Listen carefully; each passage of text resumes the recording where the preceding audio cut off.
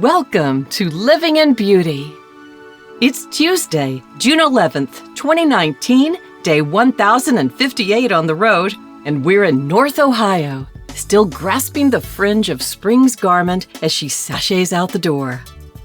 We spent a fabulous week in Put-in-Bay, the Catalina of Lake Erie, for kayaking the tempestuous bay by day and enjoying the charming provincial festivities at night. The beautiful, pristine Ohio State parks are a perfect place to relax, crack open a new book, and begin a stack of summer reading selections. Jim likes to pose the question, why are we out here in the middle of nowhere? When we're camping out in the middle of nowhere, looking down into a desert valley or up into a green canopied forest, or relaxing beneath a night full of stars. It's his way of keeping it real, and it always gives me a start. Over 3 years ago, as we finalized the details of our permanent exodus from the city, I encountered a similar moment of reckoning. As I tossed our front doormat into the dumpster in the alley behind our house, a neighbor approached, a strikingly beautiful middle-aged woman with a cosmopolitan Russian accent. She asked, "So, where you go now?"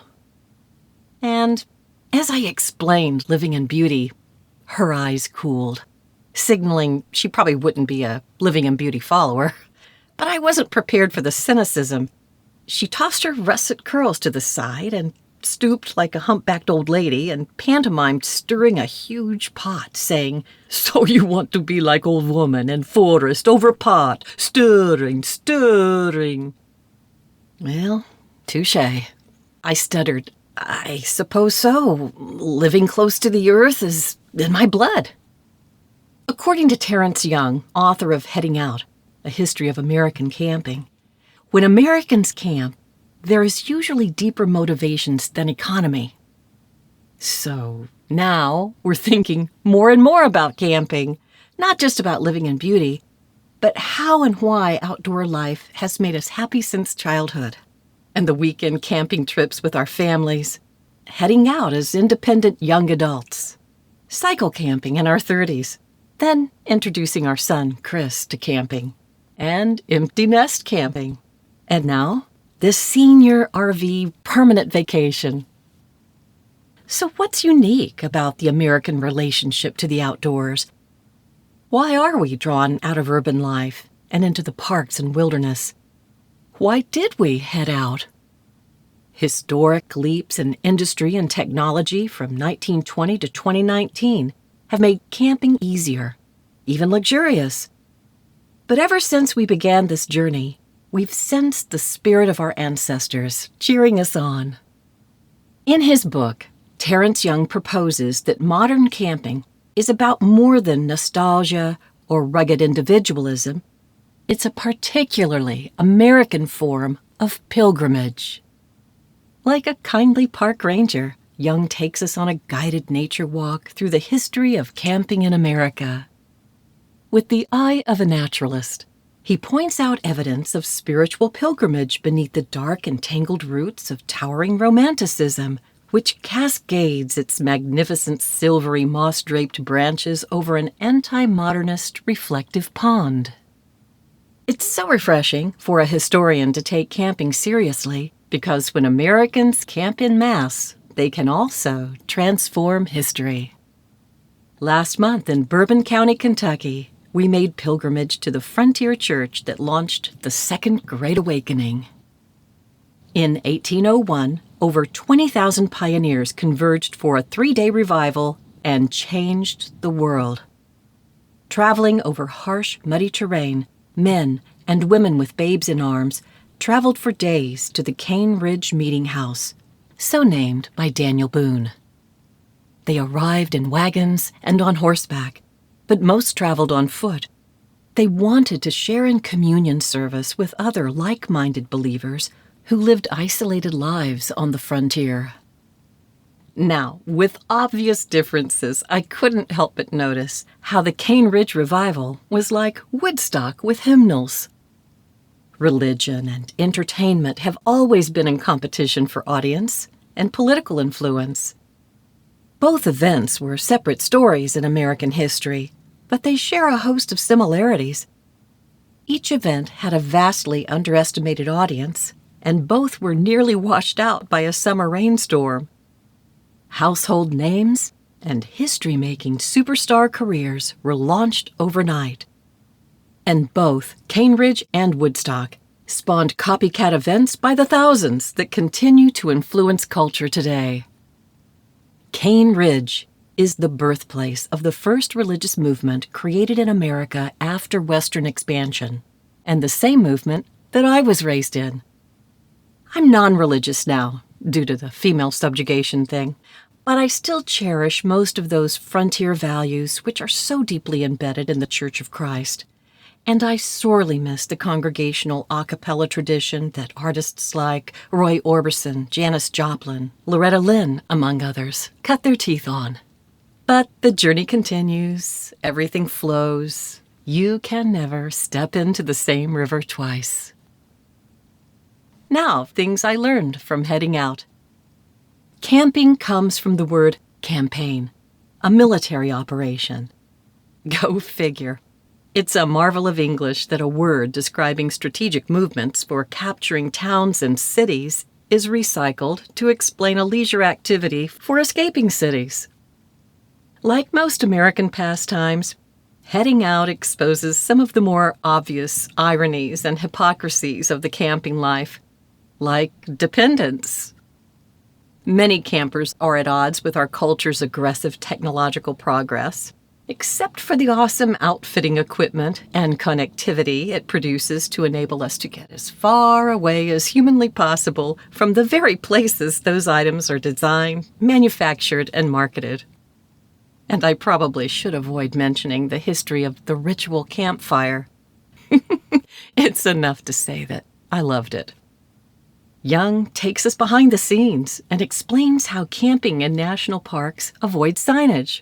Now, whenever I pull into a campsite, I actively inspect the area for Meineke influence. Emilio Pepe Meineke, widely known as Doc, was a designer from the 1920s whose genius about human behavior still softens human impact in protected parklands.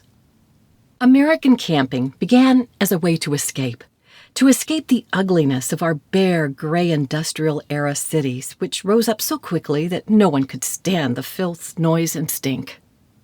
But another tipping point was the introduction of others. People who arrived from strange lands speaking different languages, building unusual structures, cooking different foods, observing diverse religions, and some having a darker hue of skin. The flight impulse overtook some city dwellers and inspired them to lose their fear of the wilderness. Camping offered families a sanctuary from otherness, and those with dispensable resources were the first to explore the possibilities. With a wagon, team, and personal wilderness guide, the Rockies were the limit. American ministers, philosophers, and doctors prescribed heading out to become whole in a way that developing city life simply could not support, and the wealthy documented their progress in books and news columns to the fascination of those at home.